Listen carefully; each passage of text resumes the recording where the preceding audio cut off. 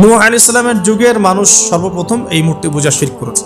এর আগে মূর্তি পূজা ওয়ার্ল্ডে ছিল না, নূহ আলাইহিস সালামের যুগ থেকে শুরু হয়েছে। তাহলে এটাকে আমরা সর্বোচ্চ পর্যায়ে সনাতন বলতে পারি না। তারও আগে যে সময় চলে গেছে, ওই সময় মানুষ তাওহীদপন্থী ছিল।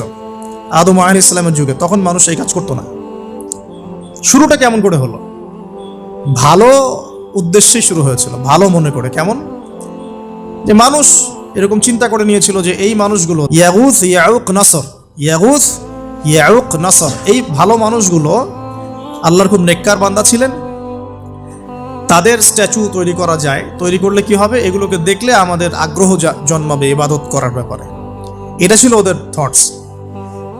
শয়তান এভাবেই তাদেরকে ইনফ্লুয়েন্স করেছিল আর কি। তারা তাই করলো। এই জেনারেশনটা যখন মারা গেল, পরের জেনারেশন যখন আসলো, তখন শয়তান ওদেরকে বুঝালো, ধরেন 100-200 বছর পরে বুঝালো যে ওরা খুব ভালো মানুষ ছিল, ওদের মূর্তিকে মসজিদের বাইরে না রেখে ভিতরে ঢুকিয়ে ফেলো। তাদেরকে সেজদা করতে হবে না, ভিতরে ঢুকিয়ে ফেলো, ইবাদতে মনোযোগ আসবে। পরের জেনারেশন এই কাজটাই করলো। থার্ড জেনারেশনকে শয়তান বোঝালো যে সরাসরি ওদের কাছে চাইলেই হবে, তারা আল্লাহ পাকের অনেক মানে কি আনুগত্য প্রাপ্ত, নৈকট্য প্রাপ্ত বান্দা, সরাসরি তাদের কাছে চাইলেই হবে। আল্লাহর কাছে যাওয়া এখানে যাওয়া একই কথা, ওখানে সেজদা করা এখানে সেজদা করা একই কথা। এখান থেকে শুরু হলো সরাসরি স্ট্যাচু ওয়ার্শিপ। সরাসরি স্ট্যাচু ওয়ার্শিপিং এখান থেকে শুরু হয়েছে। তো আমরা আমাদের হিন্দু ভাই বোন যারা আছেন, আমাদের আশপাশে অমুসলিম ভাই বোন, তাদের প্রতি সম্মান রেখেই এই হিস্ট্রিগুলো পড়তে বলবো আর কি, এবং যুক্তি দর্শনগুলো খুঁজতে বলবো। আসলে কি তারা শুনতে পায়? আসলে কি সে আমার কোনো উপকার করতে পারে? আসলে কি সে আমার কোনো ক্ষতি করতে পারে? আসলে কি সে সৃষ্টিকর্তার প্রতিমূর্তি হতে পারে কিনা? তো আমরা এটা আহ্বান জানাবো, আমরা কারো ধর্মীয় অনুভূতিতে আঘাত করব না। ইসলাম আমাদেরকে এটা শিখায় না। ইসলাম এটা শিখায় যে মানুষকে হিকমার সাথে, প্রজ্ঞার সাথে দাওয়াত দেয়া, যাতে করে তারা জাহান্নামের রাস্তা থেকে ফিরে আসতে পারে। এখন আসুন, তো ইব্রাহিম আলাইহিস সালাম সমাজের মানুষকে দাওয়াত দেন। কিভাবে দেন? কোরআনে এভাবে ভাষা আসছে। আমি সূরাগুলোর নাম বলে দিই, আপনারা একটু চেক করে নিয়েন। সূরা আম্বিয়ার মধ্যে আসছে, সূরা সফফাতের মধ্যে আসছে, সূরা আনআমের মধ্যে আসছে। তো তিনি দাওয়াত দেন এভাবে যে ওয়াইজ ক্বালা ইব্রাহিম, যখন ইব্রাহিম বললেন লিআবিহি ওয়া কওমিহি, তার বাবাকে এবং তার কওমকে বললেন, মা হাযিহি তামাসিলুল্লাতী আনতুম লাহা আকিফুন, তোমরা এইসব কি মূর্তির উপাসনা করো, এদের চারপাশে ঘুরতে থাকো, কি সব করো? তো তারা বলে যে নাহনু বাল ওয়াজাদনা আবাআনা কাযালিকা ইয়াফআলুন, আমরা আমাদের বাপ দাদাদেরকে দেখেছি এইভাবেই করতে। তাদের রেফারেন্স কিন্তু এটাই ছিল। কোনো দালিলিক জ্ঞানতাত্ত্বিক যুক্তি বিজ্ঞান দর্শন এখানে নাই। দর্শন এখানে কি, ফিলোসফিটা কি? বাপ দাদাদেরকে দেখেছি করছি। তো এটা দিয়ে আবার অনেক সময় বাংলাদেশে আবার একটা ট্রেন্ড চালু করা হয়েছে যে তোমরা দীর্ঘদিন 1200 বছর থেকে যে ইসলামটা ফলো করে আসছো ওটা ভুয়া, আমরা যেটা নতুন মডারেশন দিচ্ছি এটাই সঠিক। এই দলিল সেম না। এখানে অমুসলিমদেরকে দাওয়াত দেওয়া হচ্ছে। অমুসলিমরা বলছে যে আমরা বাপ দাদাদেরকে দেখেছি যে তারা এইভাবেই মূর্তি পূজা করতো, আমরা তাই করি। এটার সাথে কি হানাফি মাযহাবকে মিলাবেন আপনি? হ্যাঁ, হানাফি মাযহাব বাপ দাদা থেকে চলে আসে, ভুয়া, নতুন যেটা দিচ্ছি এটাই সঠিক। আস্তাগফিরুল্লাহ। তো আমরা হাত চেঞ্জ করাটাকে এখন মনে করি হিন্দু থেকে মুসলমান হইলাম মনে হয়। হাত বদল করাটাকে মনে হয় যে হিন্দু থেকে মুসলমান হয়েছি মনে হয়। গভীরে ঢোকেন, ওলামায়ে কেরামদের মানে দার্সে গিয়ে বসে গভীরে ঢুকলে বুঝতে পারবেন যে ইসলামিক স্কুল অফ থটগুলা প্রত্যেকটারই ভিত্তি আছে। এগুলোর গভীর শেকড় আছে, ভিত্তি আছে। আল্লাহ, রাসূল এবং রাসূলের সাহাবীগণ, এই তিনটাকেই মানতে হবে। আপনি যদি বলেন যে আমি সাহাবীদেরকে মানি না, খালি আল্লাহ এবং রসুলকে মানি, তাহলে আল্লাহকে রসুলকে মানতে পারবেন না। সাহাবীদের অনুসরণ না করলে রসুলকে ফলো করতে পারবেন না। তো ওইটা আজকের ইস্যু না, এটা ফিকহি অনেক ব্যাপার, গভীর ব্যাপার, এটা অন্যদিন কথা হবে। এই দলিল কিন্তু সেম করা যাবে না। আবার যে আমরা বাপ দাদা থেকে দেখে আসছি, তোমরা নামাজ এইভাবে পড়ো, এই নামাজ ওই দলিল চলবে না, আমারটা ঠিক, এটা ঠিক না। নামাজ যেটা পড়ে আসে তারা, এটা ঠিক আছে। এর প্রত্যেকটা দলিলের মধ্যে অথেন্টিসিটি আছে।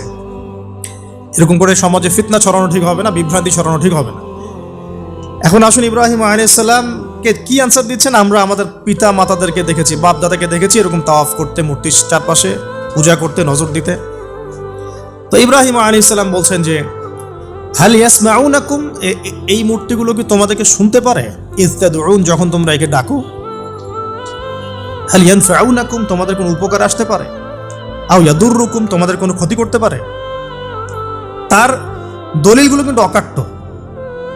ইব্রাহিম আলাইহিস সালামের দলিলগুলো কিন্তু এখানে, যুক্তিগুলো কিন্তু অকাট্য। আসলে কি সে শুনতে পারে? আসলে কি সে দেখতে পারে? আসলে কি সে তোমার উপকার করতে পারে? তাদের কিন্তু কিছু বলার নাই এখানে। তারা বলছে বাল ওয়াজাদনা আবানা কাযালিকা ইয়াফআলুন, আমাদের পিতা মাতা বাপ দাদাদেরকে দেখেছি এইভাবেই করতে।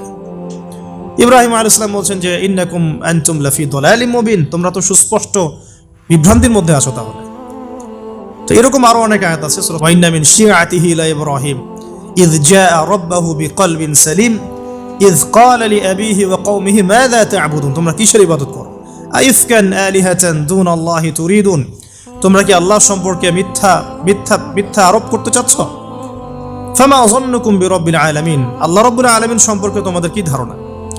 এভাবে তিনি তার কওমকে দাওয়াত দিতে লাগলেন। তাদের কওমের দলিল একটাই ছিল, বাপ দাদাদেরকে দেখেছি এভাবে মূর্তি পূজা করতে, তাই করে। সনাতন, এটা ছিল কি সনাতন থটস। আরো একটা দাওয়াত ইব্রাহিম আলাইহিস সালাম তার কওমকে দিলেন, সেটা কি? এবার এখানে সমাজের মানুষের সাথে ওই সমাজের ধর্ম নেতারাও ছিল। সমাজে কিন্তু কয়েক শ্রেণীর মানুষ থাকে, মানে সামাজিক নেতা, ধর্মনেতা, রাষ্ট্রনেতা। তো রাষ্ট্রনেতা পর্যায়ে এখনো ইব্রাহিম আলাইহিস সালাম যান নাই, এখন সমাজ নেতা আর ধর্মনেতা চলছে আর কি। এবার ধর্মনেতা আসলো, এসে ধর্মনেতারা তাকে বোঝানোর চেষ্টা করলো যে এই আসমানের তারা, চাঁদ, সূর্য, প্রকৃতি, গাছপালা, এগুলো ইলাহ, এগুলোর ইবাদত করা যায়।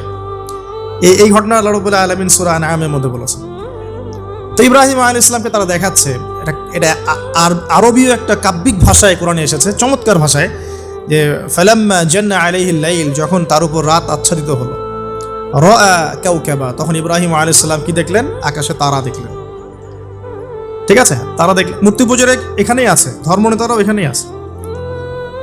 তো তিনি বলছেন হাযা রব্বি, এটা আমার রব। ফালাম্মা ফালা, যখন তারকাগুলো অস্তমিত হলো, ক্বালা লা উহিব্বুল আফিলিন, আমি তো অস্তমিত যাওয়া জিনিসকে পছন্দ করি না। রব তো অস্তমিত যাবে না, এখানেও যুক্তি লাগবে, তো আমার ফিলোসফি লাগবে, আমার এখানে দর্শন লাগবে, এখানে তো আমাকে মানে প্রজ্ঞা দিয়ে বোঝাতে হবে। এটা তো অস্তমিত হয়ে গেল, এটা তো রব হতে পারে না। ফালাম্মা রাআল কামারা বাযিগান, যখন সে চাঁদকে দেখলো জ্বলজ্বল করছে একদম। আর এখনকার চাঁদ দেখা আগের চাঁদ দেখা তো এক না, এখন তো আমরা চাঁদের আলোই খুঁজে পাই না, তখনকার চাঁদ তো অন্যরকম। বাযিগান মানে জ্বলজ্বল করছে। তখন তিনি বলেন হাযা রব্বি, এটা আমার রব।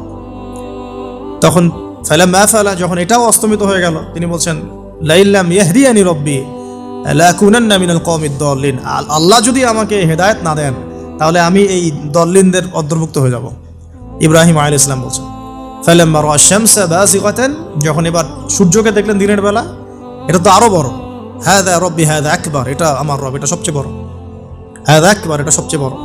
ফালাম্মা আফালাত, এটা যখন অস্তমিত হয়ে গেল, তখন তিনি বলছেন এই কথাটা যে ইয়া কওমি ইন্নী বারিউম মিম্মা তুশরিকুন, হে আমার কওম, তোমরা যেগুলোকে দিয়ে আল্লাহর সাথে শরীক করছো, এখান থেকে আমি আমার চেহারাকে ফিরিয়ে নিলাম। সুবহানাল্লাহ।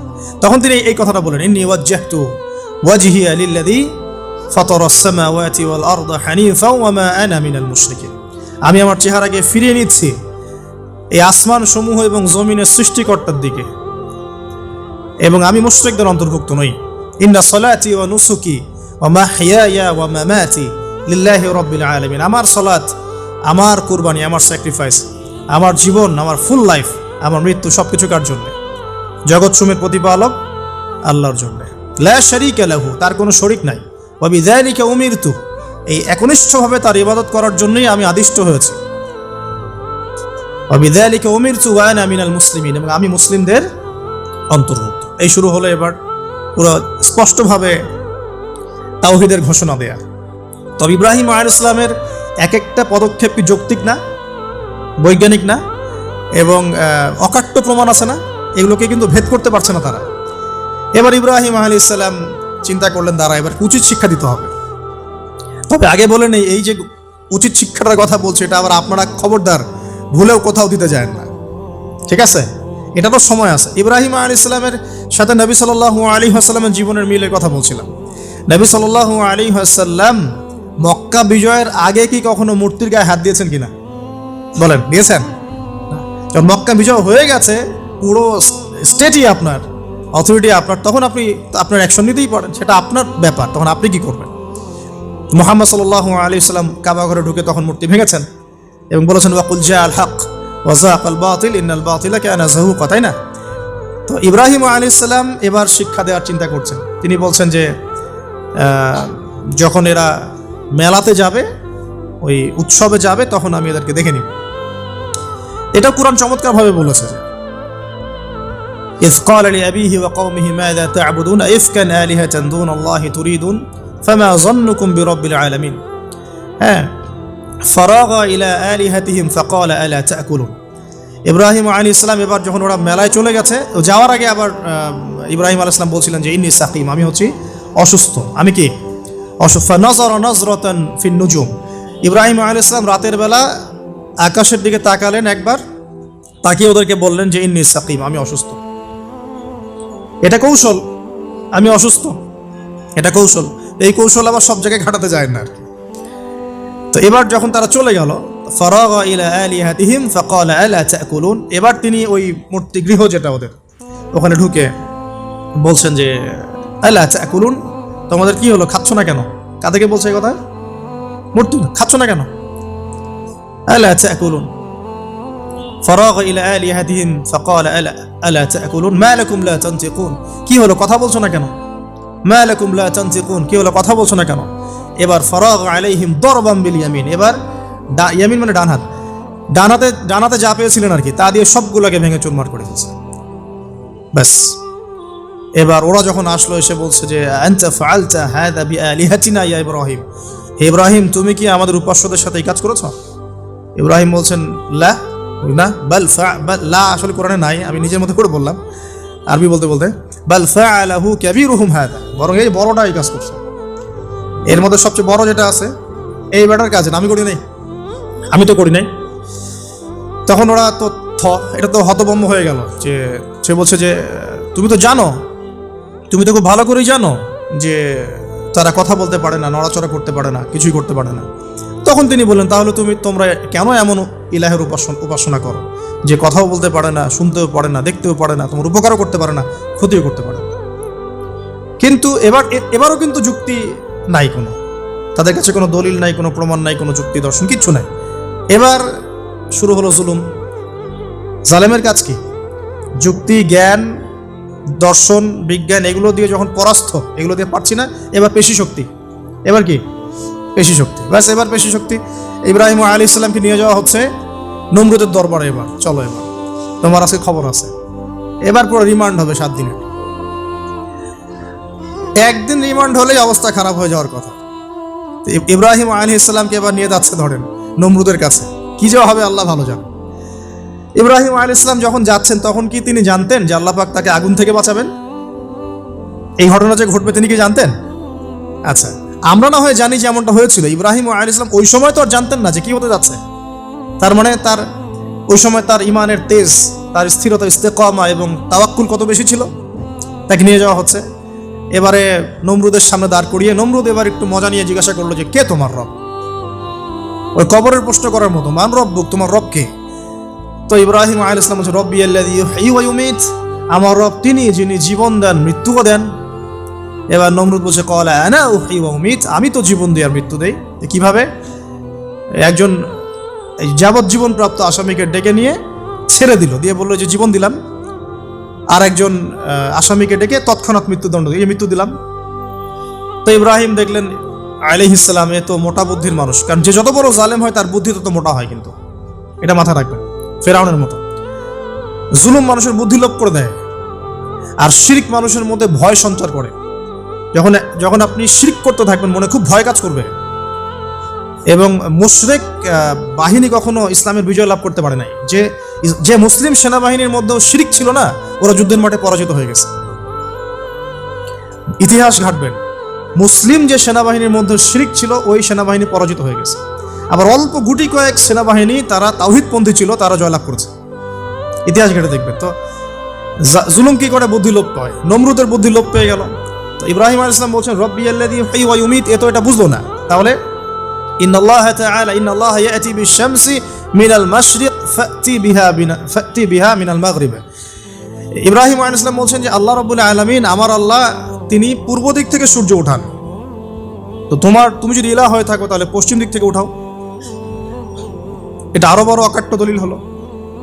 তার অবস্থাটা আল্লাহ ব্যাখ্যা করছেন এভাবে, আল্লাহ বলছেন ফাবুহিতাল্লাযী কাফার, কাফের একদম হতভম্ব হয়ে গেল। হতভম্ব হয়ে তো লাভ নাই, বেশি শক্তি আছে আমার, তোমার যুক্তি বিজ্ঞান দর্শন থিওরির তো আমার দরকার নাই, তোমার দিনের জ্ঞানের এলিমেন্ট তোমার দরকার নাই, তোমার ওয়াজ নসিহতের আমার দরকার নাই, আমার কাছে কি আছে? বেশি শক্তি আছে, পিটায় সব সিধা করে ফেলা একেবারে। বাস ইব্রাহিম আলাইহিস সালামের জন্য বলছে ফাআল হাররিকুহু ওয়ানসুরু আলিহাতাকুম, একে জ্বালায় দাও, পুরায় দাও, একে জ্বালায় পুরায় দাও, তোমাদের ইলাহদেরকে সাহায্য করো। আল্লাহ পাক অন্য জায়গায় বলছেন যে ফাআরাদু বিহি কাইদান ফাজআলনাহুমুল আসফালিন, তারা ইব্রাহিম আলাইহিস সালামকে একটা বিশেষ বড় একটা কৌশল করলো। এই কৌশলটা কি ছিল? তাকে অগ্নিকুণ্ডের মধ্যে ফেলে দেওয়ার একটা চেষ্টা করলো, আগুন জ্বালিয়ে রাখলো, বলা হয় 40 দিন, এগুলো হিস্ট্রি বা তাফসীরগুলোতে আসছে, আমি just Quran text to the point বলছি। তো আগুন দাউ দাউ করে জ্বলতে লাগলো, ওই ব্যাবিলন ওখানকার সব মানুষ দেখছে বিষয়টা। ইব্রাহিম আলাইহিস সালামকে ফেলে দেওয়া হবে। দেখেন, যখন ফেলে দেওয়া হবে তখন কি ইব্রাহিম জানতেন যে তিনি আগুনে পুড়বেন না? তিনি তাহলে প্রস্তুত ছিলেন, তিনি তখন জীবন দেওয়ার জন্য প্রস্তুত ছিলেন। ঠিক আছে, এখন তাকে ফেলে দেওয়া হচ্ছে, ঠিক ওই সময়ে জিবরাইল আলাইহিস সালামের আগমন। সুবহানাল্লাহ। তিনি এসে বলছিলেন যে আমার কাছে কোনো হাজত আছে নাকি আপনার? তখনও ইব্রাহিম আলাইহিস সালাম বলেছেন আপনার কাছে আমার কোনো হাজত নাই, হাসবি আল্লাহ ওয়া নি'মাল ওয়াকিল। এই যে কথাটা আমরা বলি, হাসবুনাল্লাহ ওয়া নি'মাল ওয়াকিল, হাসবি আল্লাহ ওয়া নি'মাল ওয়াকিল, ইব্রাহিম আলাইহিস সালাম বললেন আল্লাহই আমার জন্য যথেষ্ট এবং তিনিই আমার উত্তম কর্মবিধায়ক। এরকম মোমেন্টে বান্দা যখন আল্লাহকে এভাবে চাবে, আল্লাহ রাব্বুল আলামিন না এসে পারবেন? কখনোই পারবেন না ইনশাআল্লাহ তাআলা। তখন আল্লাহ রাব্বুল আলামিনের আদেশ চলে আসলো, ইয়া নার, হে আগুন, কুনি বারদান ওয়া সালামান আলা ইব্রাহিম, ইব্রাহিমের জন্য ঠান্ডা হয়ে যাও, শীতল ঠান্ডা হও, মানে খুব শীতল না, আবার আরামদায়ক শীতল ঠান্ডা হয়ে যাও। সুবহানাল্লাহ। এভাবে আল্লাহ রাব্বুল আলামিন ইব্রাহিম আলাইহিস সালামকে অগ্নি পরীক্ষা থেকে বাঁচালেন। ওখানে ইব্রাহিম আলাইহিস সালাম থাকলেন, কোনো ক্ষতি হলো না। তিনি পরবর্তী সময় বলেছিলেন ওই সময়টুকুর মধ্যেই তিনি শান্তিতে ছিলেন। ওই যে বললাম না, অনেকে যে নির্যাতন নিপীড়নের শিকার হয় তারপরে বলে যে ওই সময়টুকুই ভালো ছিলাম, আল্লাহকে পেয়েছিলাম, তেলাওয়াত বেশি ছিল, তাহাজ্জুদ বেশি ছিল, পরে ফিতনার যুগে চলে আসছি। তো এই হলো অগ্নি পরীক্ষা। এরপরে কমকে দাওয়াত দেওয়ার হলো না, সেখান থেকে চলে যেতে হবে।